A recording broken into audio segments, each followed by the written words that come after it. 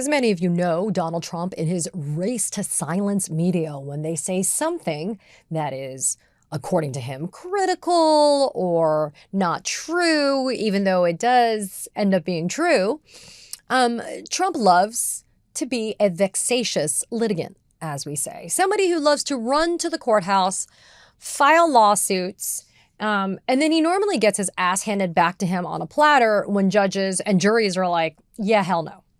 So, as we know, in July, Donald Trump, using the services of the lawyer who filed that lawsuit against the New York Times that just got thrown out sua sponte by that federal judge, that same lawyer, you know, the one that we've talked about here, he brought a lawsuit in July in the Southern District of Florida against the Wall Street Journal. For what? For the birthday book submission that was done by Donald Trump. You know, the one that has been produced by the Jeffrey Epstein estate to Congress. The entire book that includes the Donald Trump submission.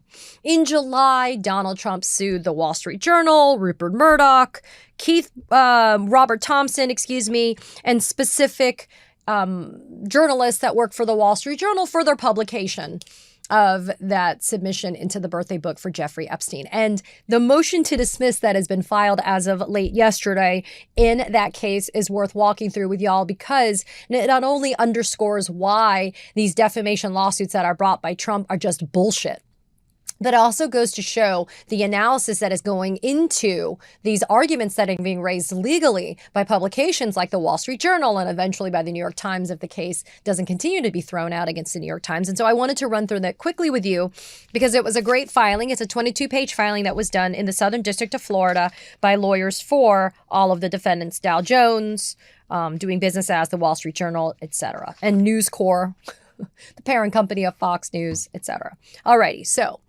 pursuant to a specific federal rule of civil procedure 12b-6, the defendants have moved to dismiss Donald Trump's lawsuit. They've moved to dismiss with prejudice. So what does that mean? That means that they want the court to dismiss this lawsuit and not allow Trump the chance to be able to refile or amend the complaint after its dismissal.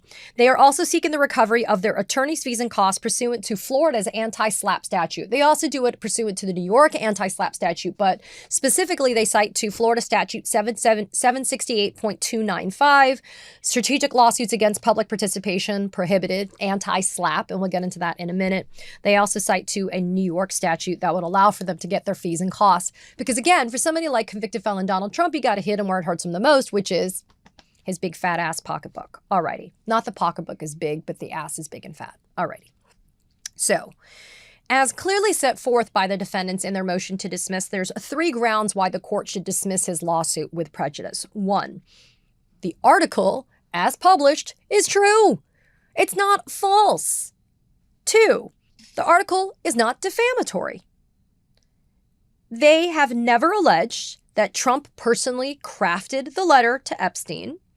But even if they did, the Wall Street Journal asserts there's nothing defamatory about a person sending a bawdy note to a friend. Also, the article cannot damage Trump's reputation as a matter of law. Finally, Trump hasn't pled, and he cannot plead, that the defendants published the article with actual malice, meaning that they were subjectively aware of the falsity of the article when it was published. The complaint clumps together all 6 defendants, doesn't include a single plausible allegation against any of them. And it also, the article included the denial by Donald Trump, but it's also consistent with the general reputation of Donald Trump, as well as, the letter that was produced by the Epstein estate that was given to House oversight. In other words, Donald Trump can never meet the legal standard of pleading actual malice in order to sustain a lawsuit against the Wall Street Journal. The motion to dismiss then says the First Amendment's protections for truthful speech are the backbone of the Constitution. Amen.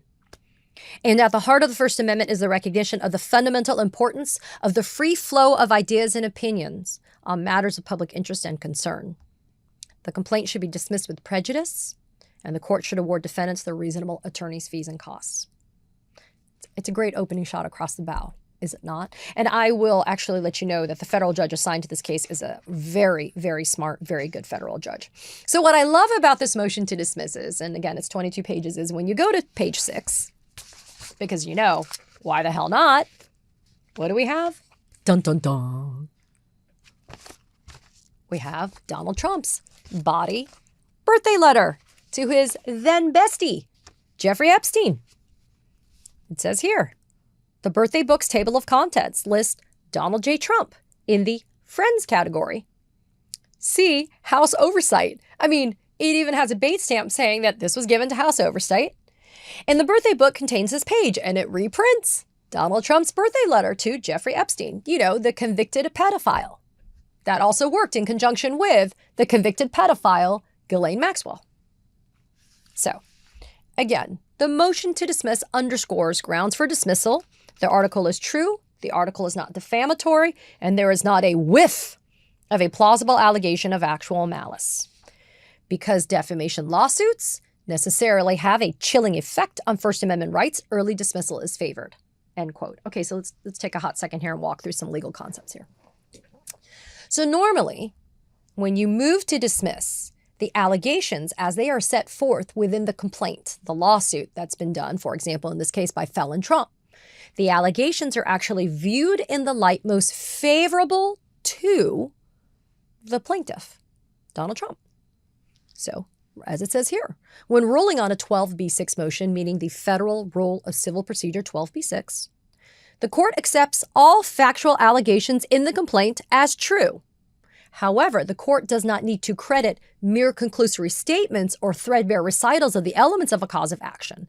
In other words, even if Trump says, here are all the elements of the cause of action of defamation, the court doesn't actually have to sit there and say, even though I'm accepting your facts and allegations as true, it doesn't mean that I have to necessarily take your conclusions, your mere conclusions about what has happened here. I can actually, use my own brain as the judge, and I can actually evaluate what the arguments are that are being raised in the motion to dismiss. And sometimes, as we've seen here, because of the chilling effect on the First Amendment, dismissal at this early of a stage can be granted and has been done on the law, because if you let this case continue, not only is the chilling effect on First Amendment rights continuing, but there's a lot of time and money that is going to be spent in having to defend against a bullshit defamation lawsuit. And why not kick the case out of court when you can? Makes sense, right? Alrighty. By the way, I'm also going to note something which I thought was great. On page 7, the defendants say courts in this district, as in the Southern District of Florida, routinely dismiss defamation claims on the pleadings. And then they do what we call a string citation, where they cite to different cases that stand for this proposition of dismissal routinely on the pleadings, meaning without discovery having to take place, etc. And one of the cases includes not only Dan Bingo Boingo Bongino's lawsuit against the Daily Beast here in the Southern District of Florida back in 2020, but oh my gosh, a lawsuit that was brought in 2016 in this district, where the judge who's presiding over this case himself granted the motion to dismiss on a defamation case. So, as alleged, the defendants state, Trump can't show that any statement in that Wall Street Journal article is not substantially true, and it walks through all the different facts to support that. Furthermore, the court should dismiss this complaint because Trump does not and cannot plead that the Wall Street Journal article, the birthday book article, is defamatory. And let's get into why. Because there were two defamatory counts or claims that were raised by Trump: defamation per se and defamation per quad. So for the defamation per se claim, the article only said that the birthday letter bears Trump's name and that it isn't clear how the letter with Trump's signature was prepared. It does not assert as a matter of fact that Trump personally signed the letter or drew the image. And in fact, the article included Trump's denial that he had done that. So the article doesn't actually have a meaning in the state of claim of defamation, nor does it have any factual assertions that Trump ascribes to it. Furthermore, just as a matter of just reason, there is nothing defamatory about a man sending a body letter to his friend. What is defamatory about that? If I make an allegation that you sent a body letter to your friend, is that in and of itself defamation? I mean, we'll explore it even farther, but on the law, no. And they cite to an example of cases, one of which is, as a matter of law, it wasn't defamatory to state that a plaintiff threw parties for wealthy older men who were looking for action. So that's an example of how even that wasn't defamation. And it also says here that courts regularly recognize that statements linking individuals to prurient matters without more are not defamatory because it's an article. It's a story in a publication. And then the second claim of defamation per quad in this instance basically says, look, the defendants are saying, look, Trump can't even sustain a defamation per quad claim because as a matter of law, if you don't plead special damages, then you can't sustain that cause of action. And the defendants are saying, look, Trump does not allege actual economic damages, including any type of realized or liquidated losses as a result of this Wall Street Journal article. Trump makes no allegations of special damages. He just offers conclusory allegations that, quote, he's been damaged, end quote. Well, look, the law says very clearly you can't do that, Trump.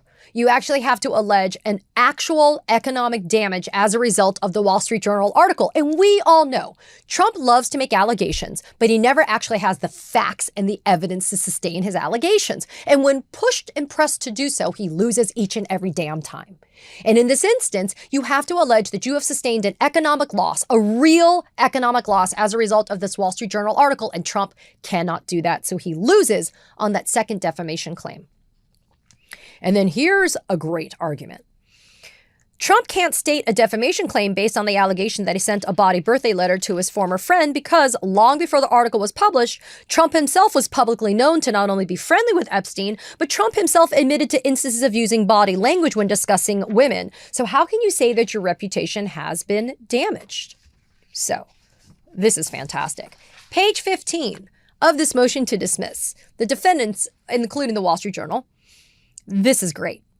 They say here, Trump cannot allege harm to his reputation based upon the letter's bawdy nature because Trump has a well-documented reputation for bawdiness based on his own past statements about women. And then they cite to the 2016 election wherein the Access Hollywood 2005 recording, wherein Trump said, I don't even wait, and when you're a star, they let you do it. You can do anything. Grab them by the pussy. You can do anything. Trump's own words coming back to bite him in the ass. In campaign statements, which were widely reported, Trump admitted to making these comments, and he said, I said it, but it was just locker room banter. Trump also has a well-documented history over which he has never sued of making bawdy comments in venues like the Howard Stern Show and elsewhere. In fact, in 1991, Trump gave an interview with Esquire in which he stated, it really doesn't matter what the media writes as long as you've got a young and beautiful piece of ass. In 2006, Larry King Live, Trump referred to actress Angelina Jolie. He made a statement about her. So look, the defendants say any allegation that Trump wrote this letter is actually consistent with any public reputation that he has. And so where's the harm? What are the damages? What are the injuries to Donald Trump's reputation as a result of these alleged defamatory statements? Despite pleading that he is a, quote, private citizen, Donald Trump is currently the president of the United States, and the right to speak freely about our government, including our president, who has an unequaled ability to make his viewpoints heard, falls squarely within the core of publications to be protected by the stringent actual malice requirement. Trump can't meet that actual malice requirement, and that's why the lawsuit should be dismissed. And then the conclusion is, I think, also a chef's kiss thing. Oh, before we get to it, though, again, hitting Donald Trump where it hurts him the most, the defense are asking for their fees and costs to be recouped as a result of having to defend against this lawsuit in the Southern District of Florida. And in Florida and New York, we have this thing called anti-SLAPP, where you file a lawsuit that is without merit. And it's because a defendant has exercised their constitutionally protected right to free speech in connection with an issue that is of public interest or a public issue. You, as the defendant, because you had to defend against it, you get to get your fees and costs, which would be great here. And then the conclusion on the very last page of the motion to dismiss. In an affront to the First Amendment, the President of the United States brought this lawsuit to silence a newspaper for publishing speech that was subsequently proven true by documents released by Congress to the American public. This meritless lawsuit threatens to chill the speech of those who dare to publish content that the president does not like. The court should dismiss this complaint with prejudice and grant defendants their fees and costs. Fiend. It's the same argument, right, that we're hearing being raised by the New York Times and others. Even people like Jimmy Kimmel, Stephen Colbert, Karen Atia. I mean, you name it. People that are speaking up and saying stuff that Donald Trump doesn't like. They're going to get sued for defamation. They're going to have their shows canceled. They're going to have their jobs terminated. That is not America, people. Free speech for me, but not for thee. Donald Trump can get up and be an absolute fucking embarrassment and humiliate our country by saying the dumbest lies in front of the United Nations General Assembly. Donald Trump can get up and spew lies about Democrats, calling Antifa a domestic terrorist organization, even though there really is no organization called Antifa. I mean, Charlie Kirk, others can get up and say horrific things about people, but they can have free speech, but we can't. But we can't. That's not how the First Amendment works, people. Sorry, it's not. It's not a one-way street just to benefit Republicans. So you know what, Donald? Grow the hell up. Have some thicker skin than you already have. And think about maybe the reason why people are saying these things about you is 1, they're true, 2, they can be proven, and 3, maybe because you're just dumb and you say dumb shit that actually ends up being published, or you do dumb shit that gets covered by the media. Maybe if you didn't say and didn't do dumb shit, then maybe it wouldn't have been the media. But when it is, and it's newsworthy, and we're covering it, and we're talking about it, you can't sue and say, I don't like it. I don't like your coverage of it. My Lord, you're a child. Grow up. Katie Phang here. We launched the Katie Phang News Channel in partnership with the Midas Touch Network so we could bring you the latest in legal and political news. Straight, no chaser. So if you're a fellow truth teller, hit that subscribe button and share the word about this channel so we can build a high information America together.